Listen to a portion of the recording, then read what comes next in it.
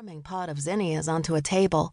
"If you weren't opening Nourish soon, you could sell these in the Go-Go. Folks'll just love the whimsical touches," he added, nodding at a small plastic bee on an almost invisible wire stalk that poked up between the blooms. Rosie smiled, happy to be distracted from stern mom duties for a bit. She considered the bee fondly, and then turned the pot she had just put down so that the shabby chic streaks of rainbow-colored paint were displayed to best advantage. "Well, thanks," she said, a warm glow of pride warming her cheeks. She'd been working hard in the greenhouse for months to prepare for the Mosswood Easter Fair.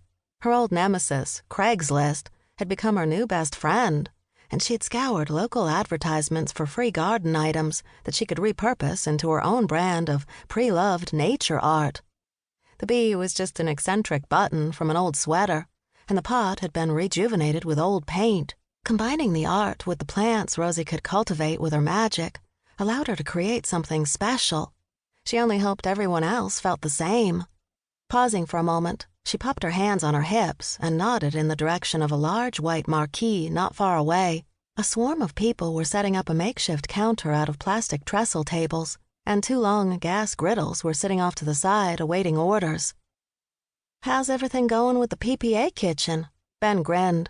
The Pineview Progress Association would be raising money to keep up the plantation house owned by the original founder of Mosswood, which was now owned by the town itself and was its crowning jewel. "About as good as it can be," he said, "when everyone involved has strong opinions about which type of mustard should go on the hot dogs or which brand of sweet tea we need to serve them with." Rosie grinned too, and the pair of them watched Maud Merriweather from the beep and sleep, pointing animatedly at a ketchup bottle someone else had just put on the counter next to the controversial mustard. "You'd better go break up that brawl," Rosie warned him. "Maud looks ready to get physical." Ben sighed melodramatically. "You're right. Later, Rosie. Bye, Maggie." "Bye," Maggie said sullenly, turning her table the right way up and plunking an empty plastic tub for her candy underneath it. "There," she announced to her mother. "Done. Now can I go hang out with my friends?"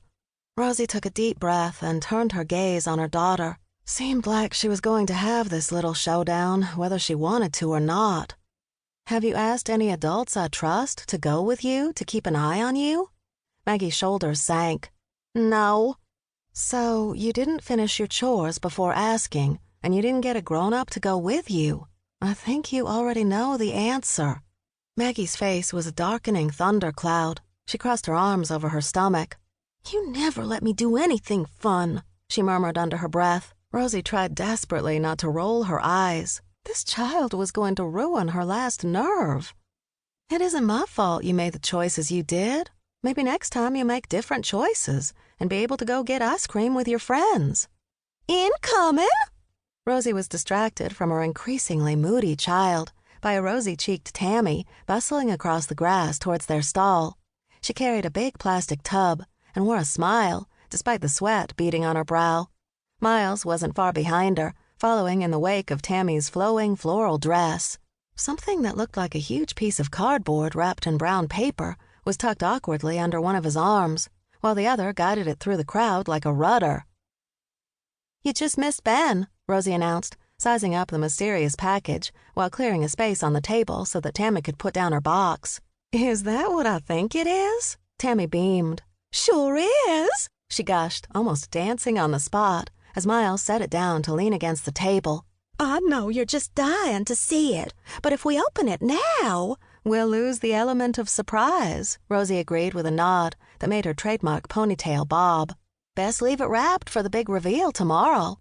Hi, Miles," she added with an apologetic smile, before frowning slightly. "Where's Declan? I thought he was supposed to be helping you guys."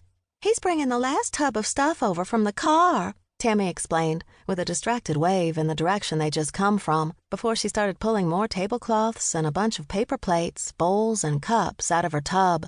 It looked as though she intended to feed the whole of Mosswood and then some, and Rosie felt relieved that everything was going to plan. And then she spotted Declan. Just once, she wished that she could experience a fantasy the way they played out in the movies, where the crowd magically parted for the hero so that he was in full, glorious view the whole time for maximum perving potential.